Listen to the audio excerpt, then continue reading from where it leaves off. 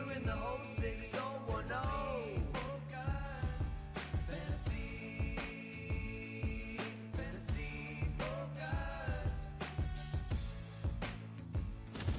Hello and welcome to Fantasy Focus Football presented by Wingstop. My name is Daniel Dopp alongside Stephania Bell, Field Yates, and Mike Clay. The full crew is here. In fact, I have not seen you, Stephania, since the little holiday weekend. I know. In the middle of the week. I guess it wasn't a weekend. It was a really midweek break. It was like a little midweek break. It's the longest stretch of the season I've been away. Right? 3 days. It's great to be able to see you here. Mike and Field and I talked about what we got our kids for stuff. Do you want to? Like they got coal. They did. They both dressed in black. Hey, did you see the game last night? Like That's yes. We're in morning. We're in Thursday morning. night football. Yes. Did you get Rico anything fun for Christmas? Rico got a giant stocking. Aww. And watching him go after the stocking was hilarious. Was the Rico best. got some That's the footballs. He got, he.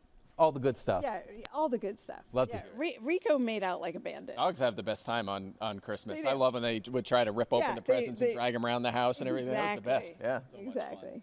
Well, we got a huge show set up for today. Obviously, we've got a quick recap of the Thursday night football game in case you did for some reason. Yeah, let's keep that quick, please. Yeah, And quick. then going into a big Week 17 preview of each one of the four positions. Before we dive into the game, really quickly, I just want to say this. Can't say anything. Yeah, so this is great. This is such a fitting way to finish. You know how early in the year when right, I think maybe we're good. referees miss a couple of calls or a player drops the pass, hey, it's preseason for the refs as well.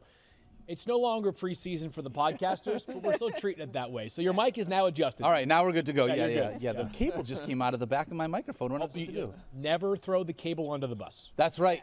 That's right. I just wanted to say very quickly, happy 14th birthday to my nephew, Ethan Andrew Dopp, that is happening tomorrow on Saturday. Andrew, happy Absolutely. birthday. I missed you the most, bud. I hope you have an awesome day with your family, going out and doing very fun birthday stuff. You're the best. I love you.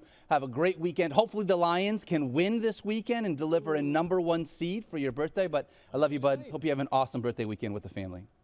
All right. Great stuff right there. And with that, let's transition into something less fun, which was Thursday night football, unfortunately. I'd like to recap the touchdowns if you don't mind. All right, I'm done. Okay, yeah. I think there were 3 skill position players to score between 10 and 12.2 fantasy points, and everyone else was in single digits. Why do we do this to ourselves? There is quite literally one player that if you started them last night, you're happy. Seahawks defense. Yes, that's right. They were the highest scoring person, I guess, if you'd call it the highest scoring collection Entity, of people. yeah. Yes, entity of the evening. But yeah, I was thinking about it. I was talking with Daniel as we were walking into the studio here. It's like we got a lot of good on Christmas, a lot of standout performances. Yep. Obviously, Lamar and Derrick Henry at the very top of that list.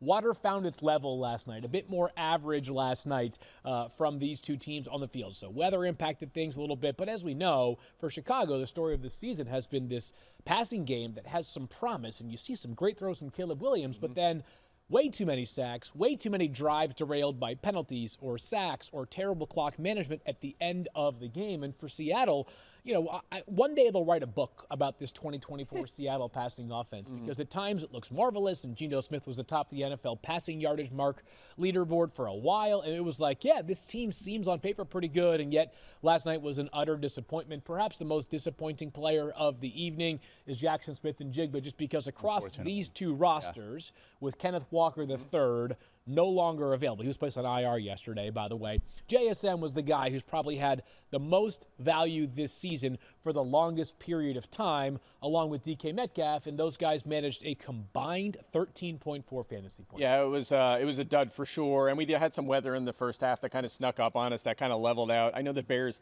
run defense has been terrible, and you saw that. I mean, Seattle was they should have ran every play. Yeah. I mean, they really should have. But the Bears' pass defense we know is very good, including Kyler Gordon in the slot, and he did a nice job on JSN. You saw him make some plays. Almost scored a touchdown. In that game. He sure did. That was a bizarre play. Very bizarre play. 2024 Thursday night. And that would have been the only touchdown of the game, so maybe they should have let it stand. They should have just let it go for the fun of the game. Yeah. It was ugly across the board, but what do you do? I mean, I was looking at JSN. I started him in a championship, and it stinks. It was his worst game in over 2 months in terms of fantasy points. He hasn't had a single-digit game in a long time, so just one of them throwaway games. I felt that same way about Zach Charbonnet, in spite of the fact that I don't think Zach himself looked bad. They just didn't give him the ball enough, because every other game that he's filled in for Ken Walker, as we talked about yesterday going into this, he just crushed it. And the Bears have given up a ton of yards to running backs as of late. And unfortunately, if you were like, hey, you know what? I needed this. I finally have a decent flex play or RB2. Unfortunately, it just didn't play out in this one. No, the lack of touchdowns. Yeah. That was exactly right. He got the opportunity. I think the process is right. We just didn't get any touchdowns in this game. Or some of these guys would have been fine. Most notably Charbonnet, because the volume was there. The good news is we have 3 games tomorrow. So that's the good news there. And it's over. That's the other good news. It is over. So, yeah, hopefully you survive. I'm guessing the most common players in championship games from last night's game were, in some order, JSN, DK Metcalf, Charbonnet because he has been a useful fill-in, and then maybe Keenan Allen because he's been hot Keenan Allen, recently, right? And just like he's kind of been a guy you've moved into your flex. We're going to move on from this recap very momentarily. Mike was telling me that yesterday he worked on, and I think completed his 2025 rankings. First run, which, yes. Of course, will be subject to change. One trade, one cut, you name it, could make a lot of things move around. That being said, I'd be fascinated to know, where does DK Metcalf rank for you? Yeah, I believe, I haven't memorized where I have everybody, but I think he's like early 20s, like somewhere in that range. But I also was like, I don't know where. I don't know where he's going to land to. Do we know for sure he's going to be on Seattle next year? Like, I don't know. Yeah. So I know, I felt like I saw the it might be like 2023 DK Metcalf last night. He Tried to get kicked out of that game. Dude. Yeah, that's exactly what I'm referring to. So that combination, he did not help the team, and then he's out of the game for a bit. So. Yeah, he's still a great player. We know his body of work so far, so I'm not going to completely crush him and write him off after a bad half season. But he's, I think there's a lot of moving parts. We have to figure out, are they going to address quarterback? What's their offense going to look like? Is he on that team? There's a lot, what's the situation around him? I think Tyler Lockett could be done in Seattle. They've obviously, it's kind of interesting. Last night of all things, like he's been phased out the past few weeks. And of course, we're like, all right, it was like the squeaky wheel for Tyler Lockett of all people, because he hasn't been targeted, and they featured him early in that game. I don't know what they were thinking. By the way, I think he might be the nicest person in the entire NFL. Yeah, I'm happy for Tyler him. Lockett might but if he went squeaky wheel, did he say something about one of the? I haven't seen anything, but it seemed like out of the gate, the first play was a screen to him, and then they were throwing it to him a bunch, and I'm like that first drive, they ran all the way down the field. And they threw the ball to him twice and Noah Fant once. They didn't use DK or JSN, and another field goal attempt, because that's all they do. I thought Noah Fant was going to have a big night, because the way it started out, I was like, By the standard of the game, he did 8.3 points. I'm just imagining Tyler Lockett as a squeaky wheel, because he's the nicest person alive. Like, hey, Coach Grubb and Coach McDonald, if you wouldn't mind, I would love to get a few more targets. Like, I totally understand that if you instead throw the football to JSN or DK, maybe Noah Fant, maybe run the ball a bunch. But if you do find a little bit of space for me, I'd love to be involved in the offense in any way that I can. Now, again, if you don't, I'll block my butt off. I'll retire right now. Stuff, you name it. He's like the nicest person ever in the history of the NFL. This game is over. Let's move on. Well, I want to say last thing, and this is not about this game, but I feel like the first year that we've had with Ryan Grubb as the offensive coordinator, we talked about how pass-heavy he was at Washington in his final year. Is that a thing that he's going to be able to come back with the way that these Seahawks have played? Because I've loved the amount of passing game volume that the Seahawks have had. It just didn't totally materialize in the same way that I thought it would. Yeah, it's been an interesting one. It doesn't sound like Seahawks fans are overwhelmed by the work that's been done by the offensive staff this year. That would be my general stance on what has taken place this season. They have thrown the ball a decent amount, some of that out of necessity. But it's pretty clear that this is not an offense that currently is prepared to hold on to 3 players worth of value in the passing game. We'll see going into next season how many of those 3 are even on the roster, as Mike just alluded to. Mike, is it true that you almost canceled Amazon Prime in the middle of that game? Yeah, this game didn't work for me. I don't know about others, but you have an option. I think we could put it on the screen. If it didn't work for you here, you can just return the game if you want. Item defective or doesn't work. Yeah, just go to return, and then you select item defective or doesn't work, and you can return it. That's how it works. Good. Well done. Yeah. Well done by, was it Alex? Alex SSN, well done. I saw that this morning. Hilarious. That was not great. Yeah. To be honest, at halftime I put on the Nate Bargatze special, and I basically watched that, and I watched the game on my phone because I was like, I should swap these. Yeah, let's next topic. Yeah, we'll move on from there. All right, we got a lot of stuff we can talk about still. Let's dive into the previews for the Week 17 positional situations, and we're going to start at the quarterback spot. With Stephania, I don't think we have a bigger story this week if you are playing in a championship game than what we need to know about Jalen Hurts. Do you have any updates for us on him? Well, I think everybody has been tracking the fact that he hasn't practiced all week. Yep. You know, he's still in the concussion protocol. He has not practiced. The sense that you get from the people who are around the team is that it is not looking likely that he will play, that it is looking more likely that it will be Kenny Pickett, who had an injury of his own. He had a rib injury, but he did say he's feeling much better. He's got some protection that he'll be able to wear. And Kenny Pickett went full practice with the starters on Thursday. So it is feeling like it's going to be a Kenny Pickett game. You got to remember, even if Jalen Hurts were to clear the protocol within a week, which we know has happened, it's not out of the question because it's not time-based. You guys have heard this from me before. Would it be the smartest thing to do in the big scope of things if they feel like they're rushing him back and he hasn't had a chance to be out there with the team all week? He's also dealing with a finger injury. I mean, it's not nothing. So I get the sense that we're looking at a Kenny Pickett start. Mike, it is 10 a.m. on Friday. You're the guy that does the projections. Do you still have Jalen Hurts in your projections for this weekend, or have you zeroed him out? Nope, he's out. I have Kenny Pickett in there. So a little bit of an adjustment to this offense. Obviously, we don't think it will be nearly as effective. However, they're probably going to throw the ball more because we know that a lot of design runs and just, Jalen Hurts takes a lot away in the running game. That's going to help sustain Saquon Barkley's ceiling. Wouldn't surprise me if they're competitive in this game. If he clears 20, maybe pushes for 25 carries in this game, they're going to have to run the ball because What happened last week? yeah, same. That's exactly right. Season high, Philadelphia Eagles high for Saquon Barkley in terms of touches last week. Now, Yeah, that's what's going to some happen. of that was with Jalen Hurts, obviously, but then They led throughout. Yeah. Yeah. Here's what I'll be. The gravitational forces that I am interested in for this weekend. Mike just kind of got us started there. But on the one hand, Saquon might see 20, 25, close to 30 touches this week because there is no Jalen Hurts, including, by the way, goal line work. That was sweet. Correct. Yes. Great. However, what we saw in the game last week was in the second half. Now, albeit Philadelphia was playing with the lead, so Washington understood that they had to play more urgently. They were just throwing these run stunts out there, and Saquon could not run the football in the second half. The offensive line got no movement because Washington basically said, hey, we're going to go like high-risk, high-reward defensive calls because we're down by 14-plus points. We have no choice here. I think Dallas will play a little bit more straight, but it could lead to those are the we either going to have like a monster Saquon day or we're going to see a monster volume day for Saquon, but disappointing efficiency. Yeah, and I think they're going to have to try to run it as much as they can because Kenny Pickett, I don't believe, is the answer. I mean, he didn't look very good last week. In fact, the Eagles were up 14-0, and I was like, head over to, ESPN Bet and see what that money line is on Washington. On Washington, yeah. And it worked out because Washington, I think they were plus 550 at that point, won the game. I mean, not surprising. Kenny Pickett was Which of us gets dinner as a result of that? no one, just me. I ordered wings or something. rude. Wow, how dare you. I was going to invite you guys over for dinner, but I needed to know exactly how many pieces of pizza you were going to eat before I did that. Yeah, exactly. But yeah, look, he has 14 touchdowns and 14 interceptions in 29 career games. Here's a little trivia. What is Kenny Pickett's best weekly fantasy finish of his career? The best weekly finish that he's had is. This is like one of those Mike Clay questions where it's like, going you're back to leading the me. Straight on this Steelers, one, like Yeah, I guess it's straight. It's interesting. I'm going to go quarterback 14. I was going to say 12. I was going to say quarterback 8. Winner, 12, which is kind of wild because, he's been, a starter for a year and a half. 12 is his best weekly I finish. mean, I got it on the money. You got it on Price the money. is That was right. well done. I would win the big. That was impressive, bonus. yeah. They tried to undercut you, or you tried to undercut I did.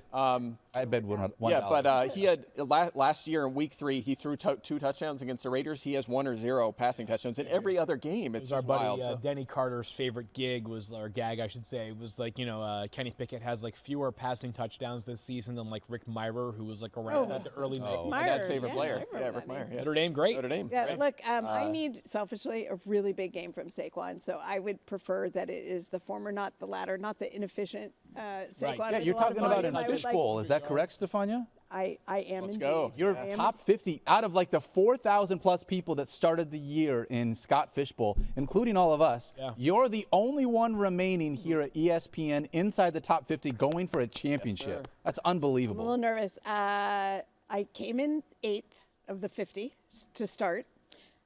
Thursday was not kind to me because I had 4 players going and Or last night. no, Wednesday and Wednesday. Thursday. I'm sorry. Mike did the same thing. He couldn't keep his I days know straight the this days. week. Well, I got so discombobulated. I had Zay Flowers. Ooh, I had a little disappointment, but I got Saquon, I got Josh Allen, I got Jaden Daniels, and I got Terry McLaurin left, and we need big games from those four. All right, I we would got a shot. subscribe You may to get all it. of those things. Yeah. That would Yeah. work just fine by me. Currently, I think I sit in 14th. All right. Okay. All right. Still in it. Love it. I think I sit in like 3,800. Yeah, I don't even want to look at what number I'm at. I think this is a good matchup against Dallas, but I think the bottom line is you're still starting Barkley, A.J. Brown, probably Davante Smith, because, again, I think the volume for the passing game will be there, and that has not existed for the Eagles this season, even if the efficiency is down. But that's it. You're not starting Pickett. You're not starting one of the tight ends. Still no Dallas Goedert. That's it. Last thing for me is I do think there is a reasonable chance that if you play in an 18-week league, you do not see Jalen Hurts at all the rest of this season. Philadelphia needs to win one of their final 2 games to clinch the number 2 seed in the NFC.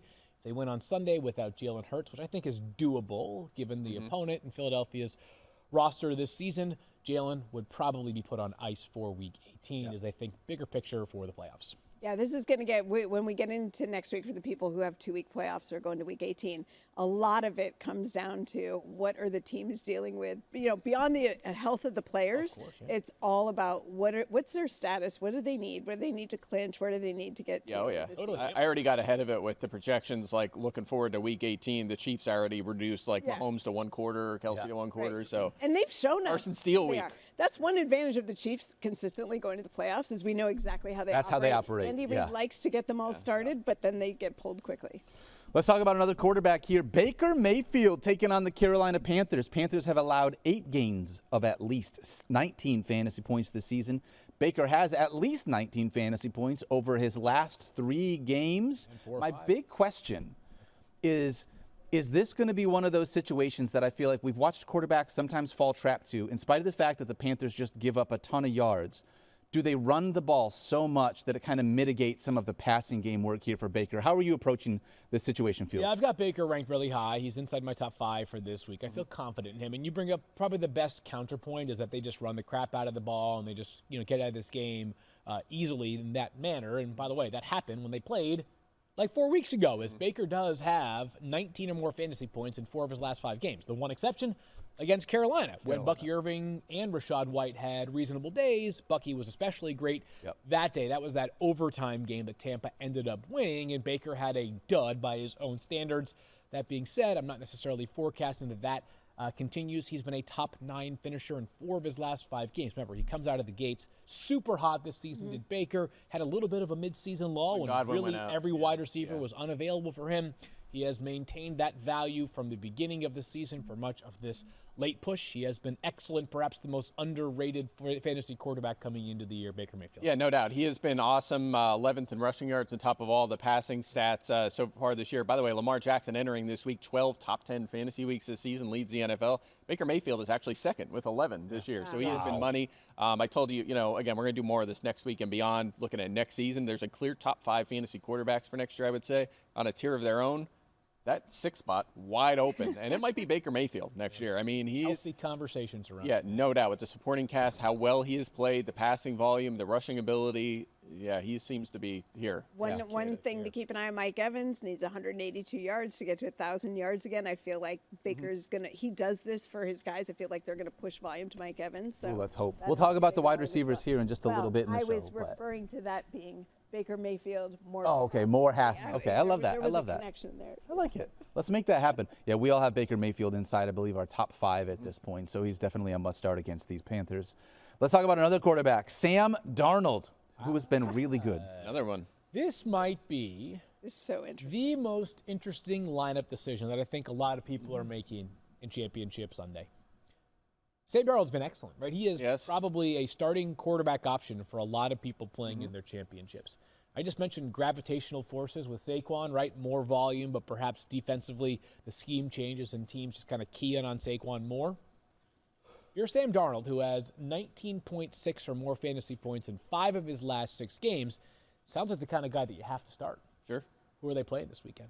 The Green Bay Packers. They've only allowed 4 quarterbacks over 16.5 fantasy points this year. 4! One of them is Sam one Darnold. of those 4 is Sam Darnold. Yeah. But they have been the single best team in terms of limiting opposing quarterbacks' fantasy points this year. Nobody's allowed fewer than Green Bay. Right. So I still think, as somebody who has the Sam Darnold decision myself, I think you're going to land on him. He is just right there on like the border of my top 10, quarterback 9 after some players being removed. But it's a tricky one for sure. Yeah, he's. I've ranked him as a good to mid QB2 this week. Yeah. Not a starter against this Packers defense, which has been so good. It helps being in Minnesota. If you see Mike's rankings, by the way, with 6 teams now behind 6 teams out, and soon, going into Sunday, we were talking about this before the show. Like FF now, half the week's already done. We're going to be previewing 10 games. People are going to be top 10. You're like, I would never put that. I know. It is funny. Yeah, I've looked ahead at what we're looking at. Top 10 wide receivers. Yeah, we're like Kyle Juszczyk, RB30. It's wild. Yeah, so I did not rank him coming into the week as a starter because of this matchup against a red-hot Packers defense. It's been so good, and Packers defense has been unhealthy too. They've been missing guys Alexander. and Bullard and Evan Williams has been out. Like, they're missing a lot of guys in their secondary, and they're still just dominating the opposition. So I would try to go another direction, but you're right, he's been good. I'm not saying he's a must-bench, but not an ideal week to be starting him with your championship on the line. A little vulnerable to the possibility of what we saw a few weeks ago from Sam on Monday Night Football against the Bears, too, which is that Sam can play well. I didn't think he played poorly in that game against the Bears. It's just for a quarterback that's not running. If he doesn't throw for 250 and 2 touchdowns, you might have more like 14-point upside as opposed to 22-point upside. Yeah. Mike, can you do my family a really quick favor? Rosie has to choose between Sam Darnold and Bo Nix in her first ever fantasy championship, and you're telling her to go with Bo Nix? I have Bo Nix ahead, yeah. Wow. Field, are you in the same spot? Yes, and I actually have the exact same decision. Wow. So, and I am debating Bo and Sam, currently leaning towards Bo. The only way that I would change my mind is if the weather reports that we referenced on Wednesday for Cincinnati become a little bit gnarly in that game, really windy and then also rainy, which does not look to be the case. But if I wake up tomorrow morning and it's going to be that way, then I may pull Bo for Sam. But right now, Sam Darnold is on the bench. What are they, like QB 8 and 9? And yes, they're right next to each other. Yeah, the thing is, I can't be the one to give her that information. Yeah. You guys need to be the one. So they blame us if it goes exactly. Yeah, that's fine. Well, I'll take that. Yeah. All right, let's dive into some wide receiver conversations here. Stephania, I'm going to start with you because Malik Nabers, I think he told us himself that he's going to be a game day decision. Is that true? Do we have any updates on Malik Nabers? He did. He called himself a game day decision, but he said he's going to try and get on the field for practice on Friday. So as we sit here recording this right now this morning, the Giants getting ready to go to practice. Hopefully Malik Nabers will be out there testing out the toe injury he's dealing with. You know, Malik Nabers has had multiple lower extremity injuries this season, right? We've seen it with ankle issue, hamstring, his now it's his toe. But the only thing he's actually missed time for was when he had the concussion. So he has been someone who has played through the injuries and played pretty well. So he's one of those guys. I've mentioned this on the show previously. In college, one of the things when I was evaluating him for the draft, one of the things you heard often from scouts is that like Sunday to Friday. Might be small things here that you're going to manage. Saturday usually shows up, usually balls out. So I don't. Stephania didn't say definitively that he was going to play on Sunday, but if for some reason we wake up on Sunday morning and the reporting from Adam Schefter and others is he's going to give it a go, I'm going to treat it like the usual Malik Nabers, which as long as the quarterback play is good, he should be very good. Agreed.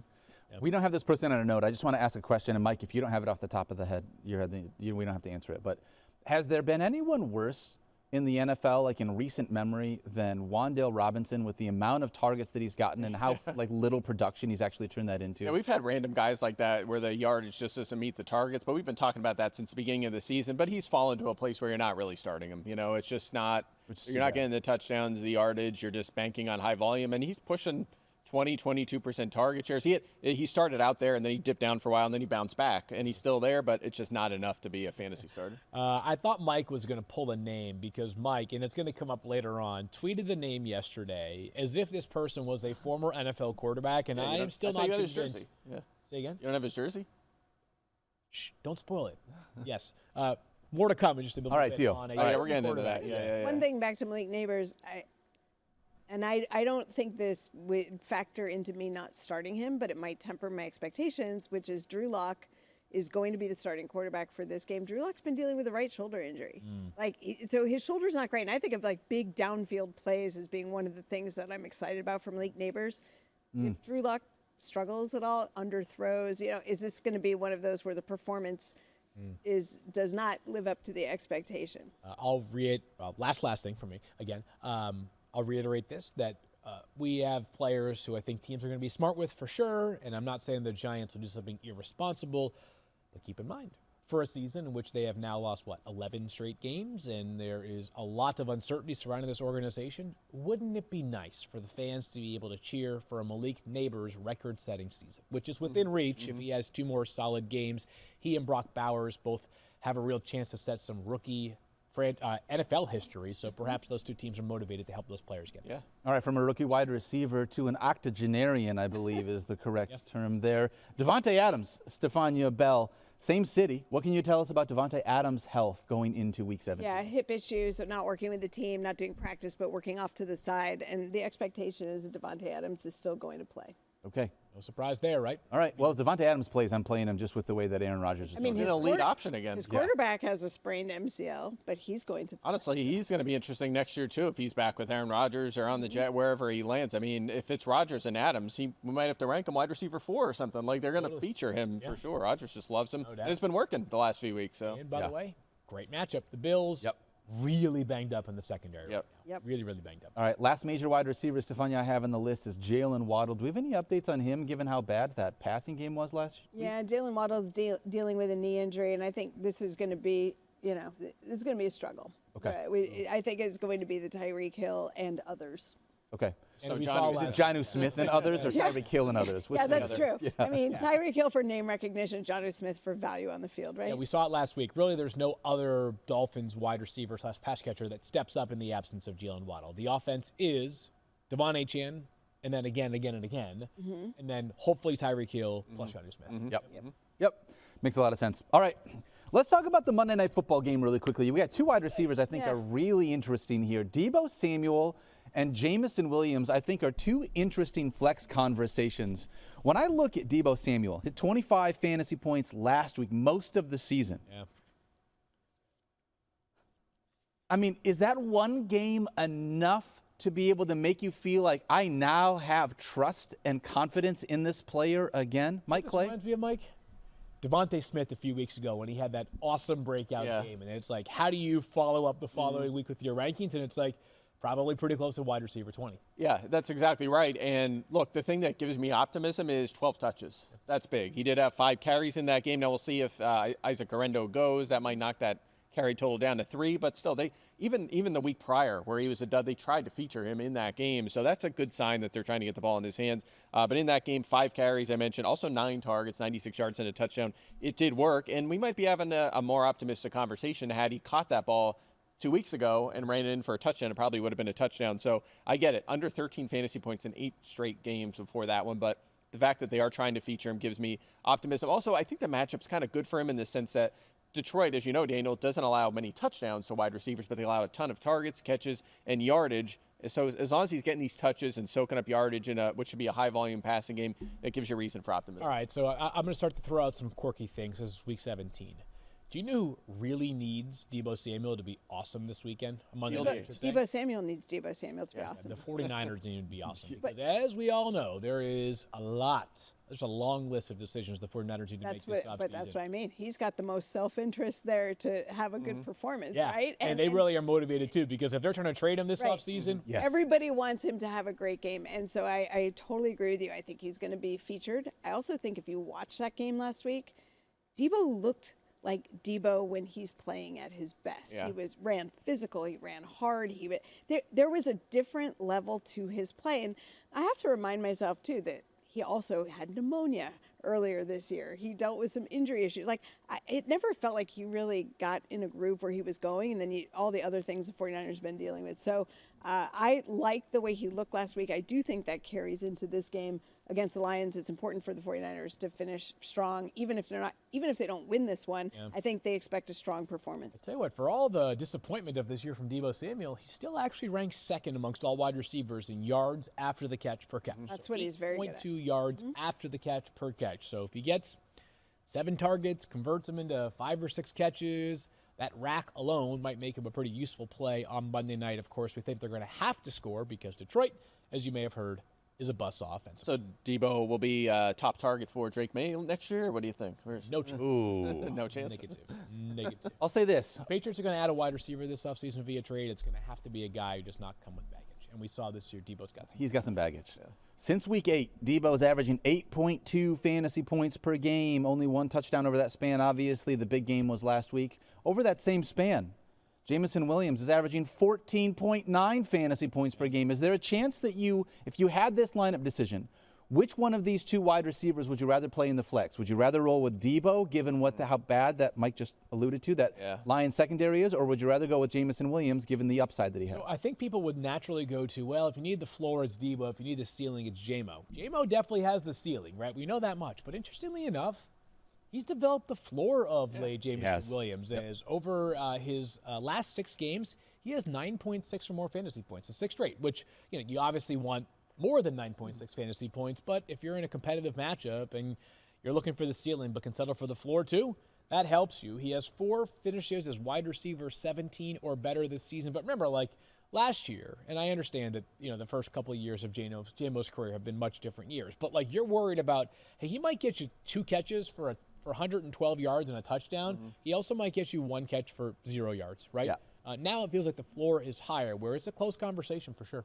Yeah, I do have Debo a little bit of a head because of all of the volume that we saw last week, and I think we'll see again in this week. Also the matchup. The Niners have allowed the fewest yards and fantasy points to, or I guess now the second fewest fantasy points. Or no, it is the fewest to receivers. Yeah. It's the Packers that are fewest to quarterbacks. So, I'm a little lower on Williams for that reason, but you mentioned it. The target share is really the key for him. He has a target share of at least 19% in 6 of his last 7 games. That's not something we've seen in the past. They are consistently featuring him in this offense. He's also first in yards per target and receiving yards after the catch. The Debo stat you were just mentioning, Jameson actually leads qualified receivers in that category. So he's been awesome. Catch? Yeah, wow. Yeah, he's been effective and now more consistently utilized. But it is a tougher matchup this week. Yeah. I'm going to say this, and I just I tread lightly here, Stephania, but unfortunately the 49ers out of the playoff picture. Yes, it's been made. Shocker. It's been made official. I mean, it was like, okay, there's a 20% chance, and there's like an 8% chance, and like a 0.01% chance. We're down to eliminated. So that. I think if you look at, there was a tweet, I can't remember who put it out, but it was basically that the 49ers for the last however many years, they're either in the playoffs and making a huge run to the Super Bowl. Breer, right? Yeah, it might have been Albert. Shout out to Albert Breer. But they're either that or they're completely I think he said, like, going back the last 20 years, it's a minimum of making the playoffs and reaching the NFC Championship game or missing the playoffs entirely. Right. Really? It's been a boom-bust team. My only reaction to that was people wonder why we're the way we are. Like, we have these lofty expectations every year. We either get totally crushed or we live it out. So it's your year, my friend. I hope so. My father, who has been around for a very long time. NFC. I just want to know, North. I mean, are you rooting for the Detroit Lions then because my dad's never seen the Super Bowl and you love my family? I'm actively rooting for the Lions. Even on Monday Night Football? Well, I don't know about America's. Okay. I want the 49ers to finish strong. Like, we've had a lot of sadness. Okay, so you guys can score a lot of points but still lose the game. If they don't win, I would not be surprised. Let's put it that way. I think that, look, we have issues and we have injury issues. And honestly, if I'm the Niners, I want the better draft pick at this point. Yeah, but they're not actively trying to lose. We don't do that. Okay. I want the better draft pick. I'm with you, Field. I want the 49ers to have a better draft pick, I want them too. to score lots of fantasy points for everybody out there, incling me. I want them all to feel good about their performances. 56, 54. There we go. That's it. That's it. We'll take it. Speaking of a lot of fantasy points, the last time that Mike Evans played the Carolina Panthers, he scored 25 fantasy points. That was the week in which we just talked about where Baker Mayfield obviously struggled. But now you've got both Mike Evans and Jalen McMillan. McMillan has been on fire over the last couple of games. Stephania, are both of these wide receivers, do you think, flex options or better? Mike Evans, a wide receiver too? Yeah, I think Mike Evans is definitely a wide receiver too. I do think that they're going to push the ball to Mike Evans, so I like him in this game. McMillan to me is Mike probably knows the stats off the top of his head, but it feels like boom or bust, even though he's been a little bit trendier lately. When he first had to step in, it looked like he was going to be the next big thing for Tampa Bay, and then that disappeared, and he was injured. to be fair. But now he's starting to have that connection come back. There's a little more consistency. I don't know if it carries through this Those 4 touchdowns in the last 3 games have really elevated, have really elevated his fantasy production. Yeah. So, Mike, how are you approaching? Obviously, Mike Evans, we're going to start. Yeah, so certainly a lineup block. He's awesome. We know that. McMillan, you mentioned the touchdowns. At least 6 targets, 4 catches, 57 yards, and 16 fantasy points in those games as well, on top of the touchdowns. Of course, we were talking about them 3 good games. The week before that was the Panthers, and that was his last dud. Of course, 2 for 25 in that game. I think you could benefit from J.C. Horn shadowing Mike Evans, which is what he did the first time around. And again, it didn't work out. So I don't know if they'll do it again. But nonetheless, if they do put Horn on Evans, it should, in theory, help McMillan. Maybe second time around it goes better. He's obviously playing better. So enough for me to consider him for my flex, but not a lineup block. Okay. Easy enough then. How about this conversation, Field? We've had this one 600 times. Yeah, I think it's easy enough here. Packers wide receiver roulette. Jaden Reed is the question that everybody's asking about. Yeah. Is it really a question? Like, if you've made it to your championship, what would be the circumstance that you're saying to yourself? Here's the circumstance. Okay. I'd look at the matchup and I'm like, oh, but they're playing the Minnesota Vikings. No, but That's it. That's it. I mean, over his last 5 games, he has over 11.1 fantasy points once. He also has a game in that 5-game stretch with 0 fantasy points. So I suppose maybe if there was like a meaningful wide receiver injury that you have on your roster this week, that might impact things a little bit.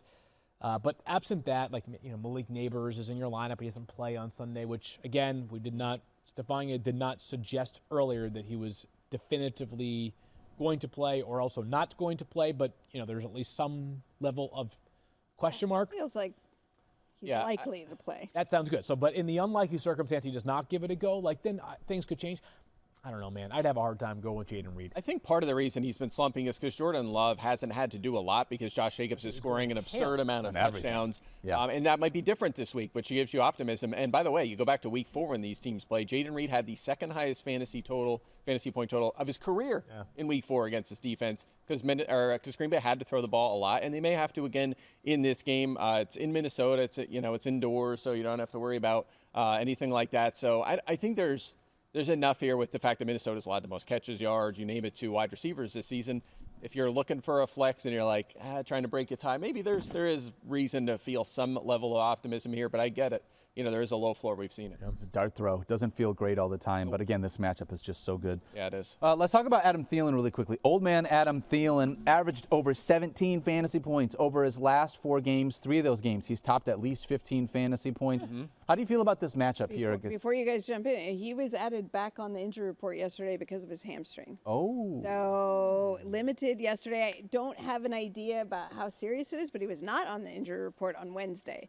So given the fact that he had such a significant hamstring issue that cost him multiple weeks, I really want to see what comes out of Friday's practice before I commit to add Wow, it. you never like time to let Jalen coke on Sunday then. But more seriously, if Thielen gives it a go, it is a good matchup. Good matchup. Oh, yeah. And Dan, you mentioned the consistency. He's been a top 22 wide receiver in 3 of his last 4 games, Mike. Yeah, and at least 10 in all 4 games during that stretch. So even the floor has been pretty good for him. A 27% target share during that span.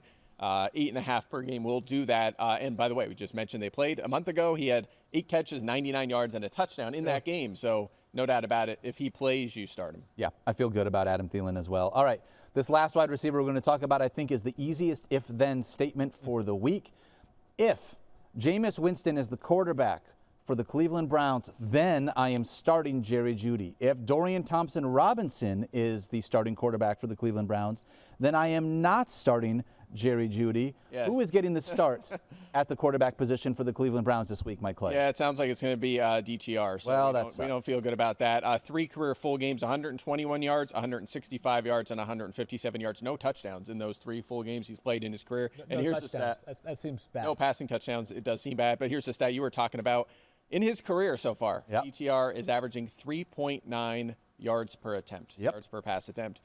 That is worse than NFL history among quarterbacks with at least 170 pass attempts. The next closest is 4.2, and of course, number 2 on the list is Kim McQuilkin Oh, of That's course. who you were going to Of guess. course. I knew I it didn't was even gonna bother be asking because I Kim knew you were Rolls going to right guess off the Kim tongue. McQuilkin. Yes.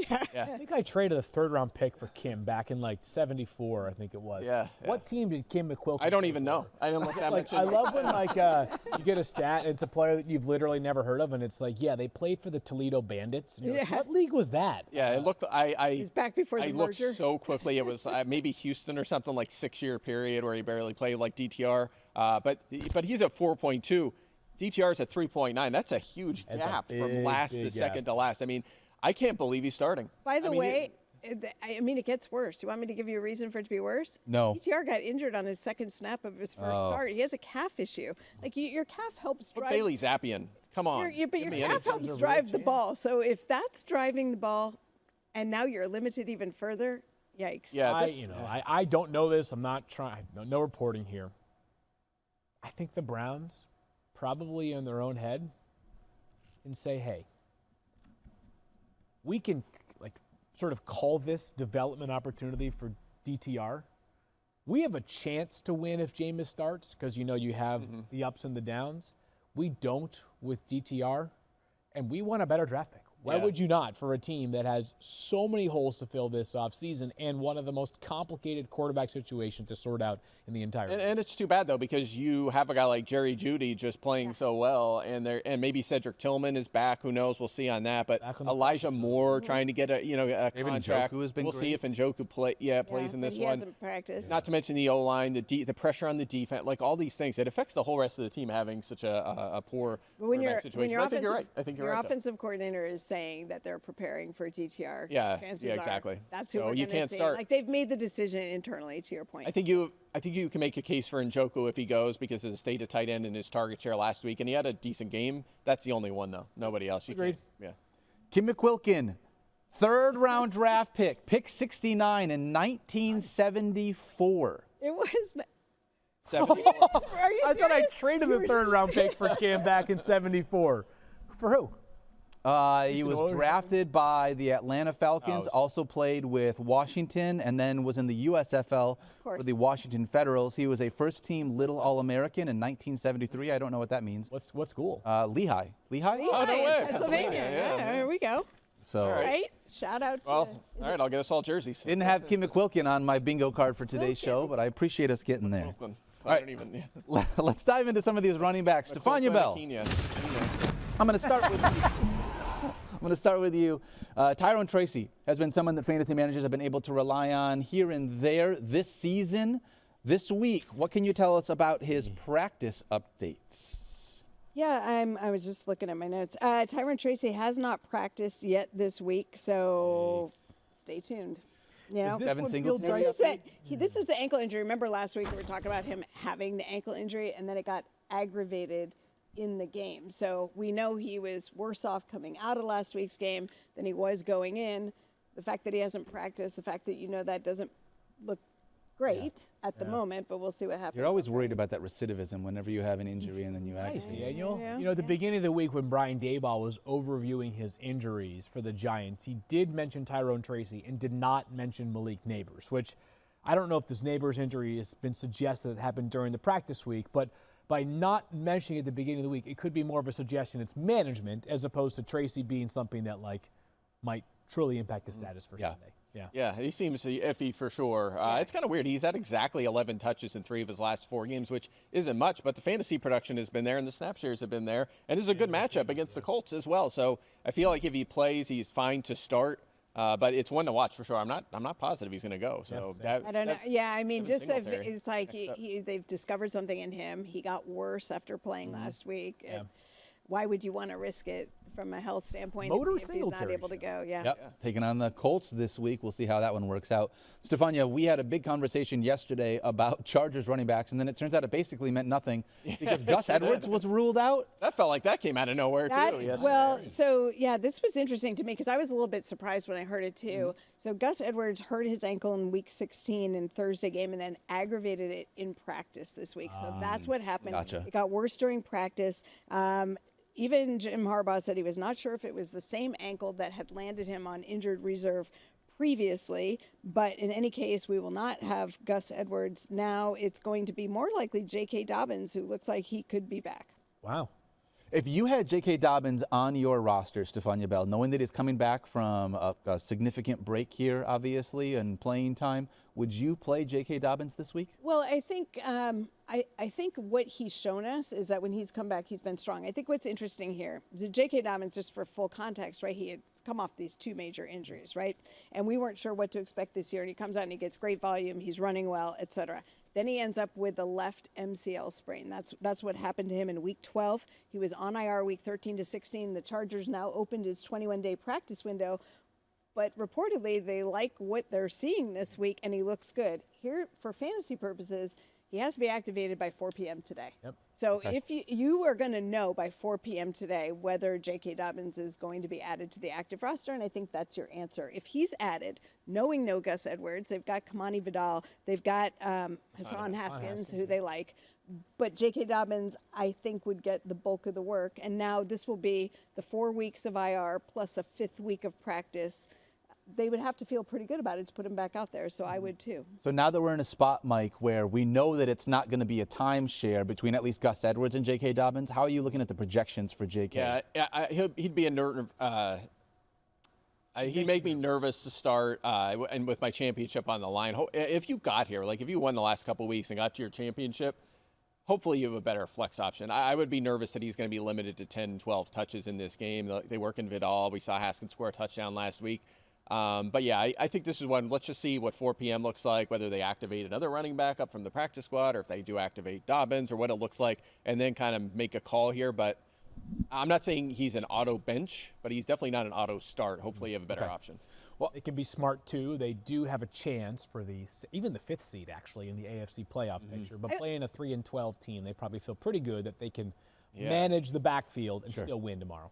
I would say that normally, but what I've observed with the Chargers is that when guys tell him they're ready, and if they're medically cleared enough to play, there's not a lot of restraint put on them. Right, And Justin Herbert is a classic exhibit A. I mean, because I would agree with you. I would think, okay, maybe they're going to control him, the exposure with the knee injury. And it's always a conversation, right? Guy comes off an injury. It's how are they running? How are they feeling? Sometimes it just doesn't feel quite right.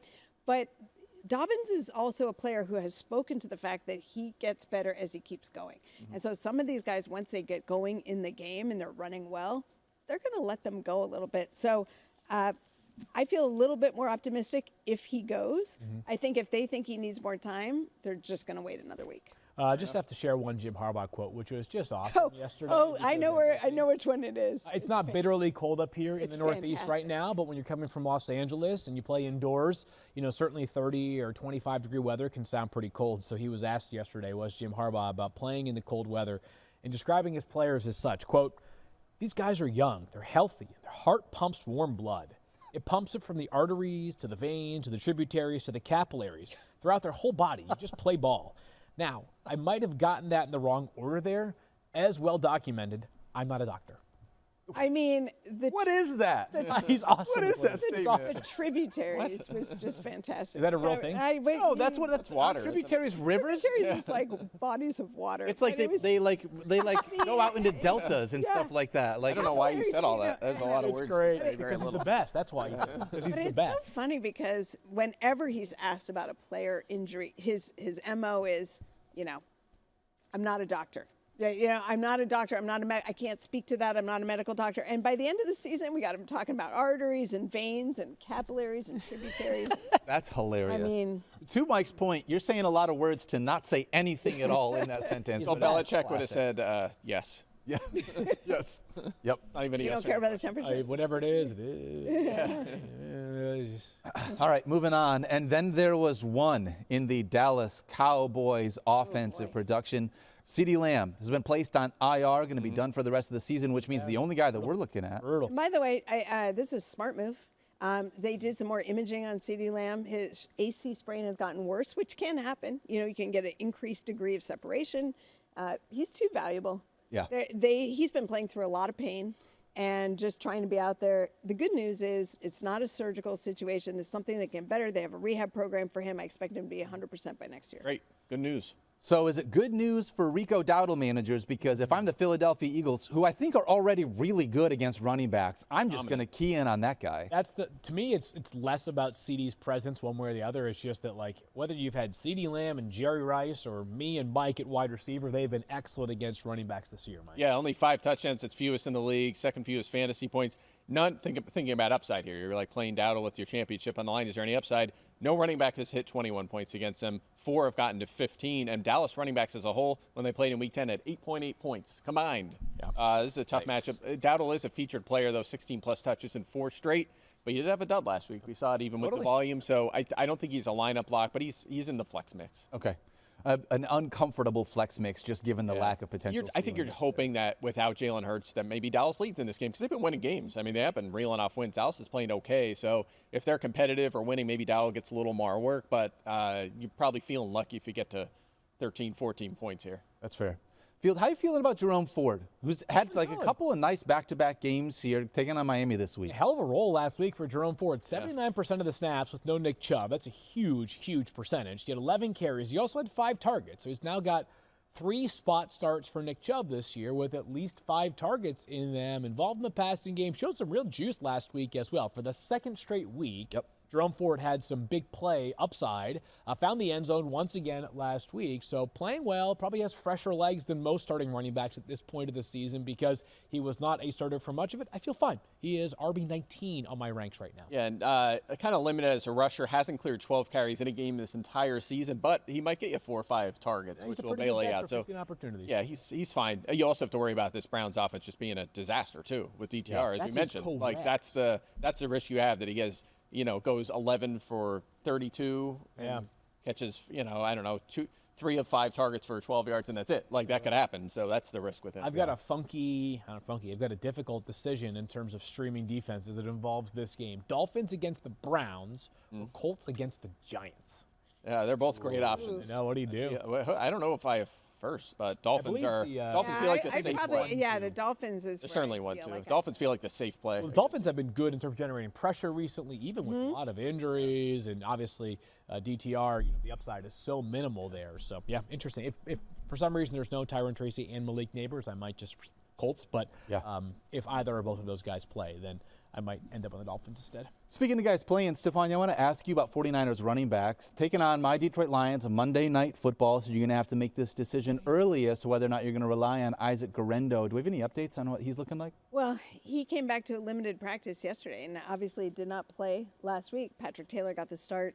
And Isaac Guerrero went into the prior week, the Thursday night game, with a foot injury. Remember, we weren't sure if he was going to play at all, kind of came down to the wire. He plays well, but he comes out with a hamstring issue and then misses last week. So this was just his first, dipping his toe back into the practice pool on Thursday. And with the game not being till Monday night, it's really not enough to give us an idea of whether he's going to be capable of starting or not. So this is another one where, see what happens Friday, but it may come down to the wire for him. Wow. This one's an interesting one for me because the Lions all season long have been pretty good against running backs. They've given up some big performances, but 4th fewest fantasy points to the running back position. However, the silver lining, if you are an Isaac Guerrero or Patrick Taylor manager, is that 3 of the top 5 running back performances have come in the last 3 weeks against this banged-up defense. Yeah. So if you have Isaac Guerrero, I feel like the only way that I feel comfortable playing him is if I also have Patrick Taylor on my bench just in case something happens.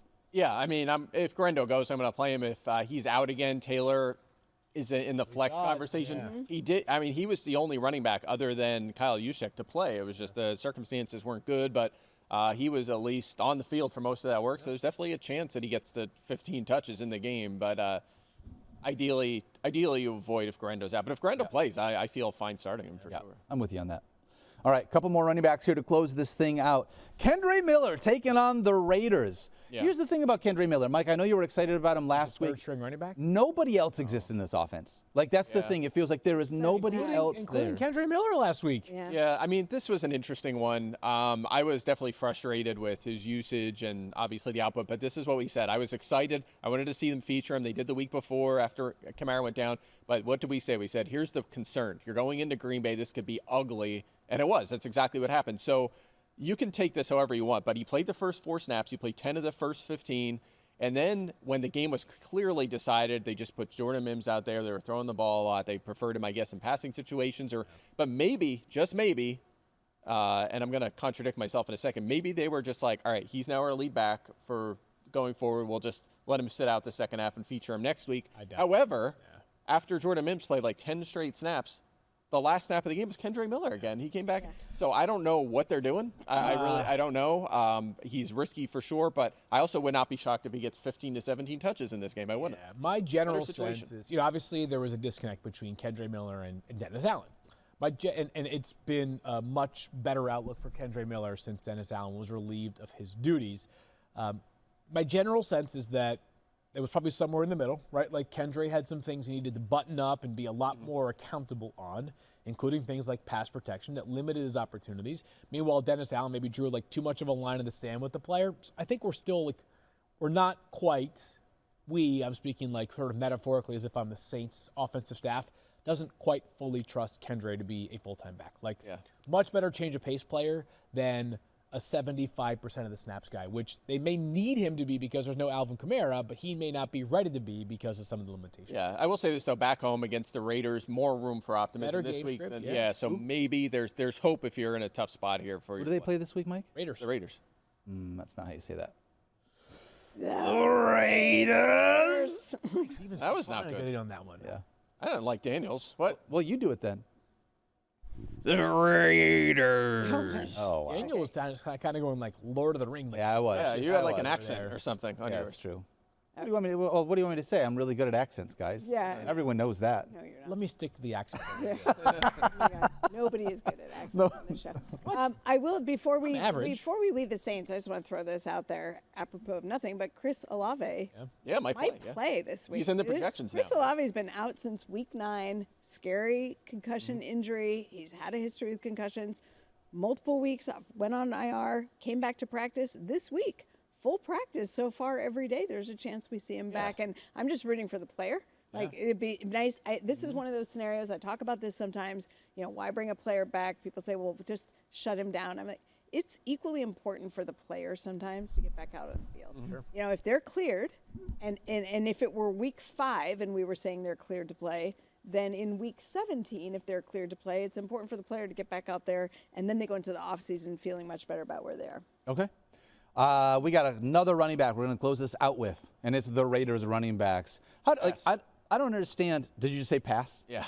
No, they were good last week. They were both good last week. Good matchup, though. Saints have given up a lot of fantasy points to running backs this year. In fact, both Alexander Madison and Amir Abdullah they've been very involved in the passing game, which is the part that I'm hoping they continue to do in this one. Yeah, Madison played a lot last week as both a runner and a receiver, Daniel, as you said. He played 57% of the snaps, did Alexander Madison. He had 12 rushes, but 6 targets as well.